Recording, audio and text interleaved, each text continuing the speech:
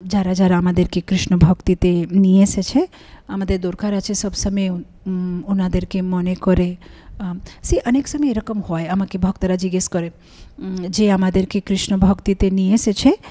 অনেক সময় এরকম হয়, আমার ইস্কনে তো আমরা অনেকবার এরকম ঘটনাগুলো দেখি যে যে নিয়ে এসেছে সেই অনেক সময় হতে পারে পথভ্রষ্ট হয়ে গেছে, কিংবা উনি মানে আর ইস্কনে নেই, কিংবা উনি ভক্তিতে নেই, কিংবা অনেক সময় এরকম হয় যে আমরা অন্য কোথাও চলে গেছি, এখন অন্য কাউকে শিক্ষাগুরু ভাবে আমরা ইনস্ট্রাকশন নিচ্ছি, কোনো অসুবিধা নেই। কিন্তু যারা আমাদেরকে নিয়ে এসেছে তাদেরকে মনে আমাদের একটা কি বলে মনে প্রণাম করা, মনে কৃতজ্ঞ ভাব অর্পণ করা দরকার আছে। এটা একটা এটিকেট।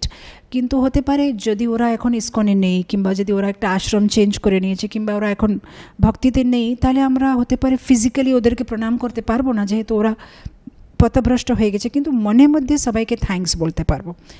আর এটা আমি আমার নিজের জীবনে করি, আর আমার খুব ভালো লাগে। মানে ছোট্টবেলা থেকে আজ পর্যন্ত যারা ইস্কনে কিংবা কৃষ্ণ ভক্তিতে যে কোনো একটা রকম নিয়ে এসেছে, আমি প্রতিদিন মঙ্গলারতি পরে যখন আমরা যে জয়ধ্বনি প্রণাম হয় আর বাঞ্চাকল্প হয় লাস্টে, ওই বাঞ্চাকল্প করতে সময় আমি প্রতি একজনকে মানে আমি মনে করি একবার, যারা এখন মনে হয় কেউ কেউ নেই এই জগতে, কিন্তু যারা যারা কৃষ্ণ ভক্তিতে ইন্সপায়ার করেছে আমাকে যে কোনো একটা রকম, তাদেরকে আমি একবার প্রণাম করি।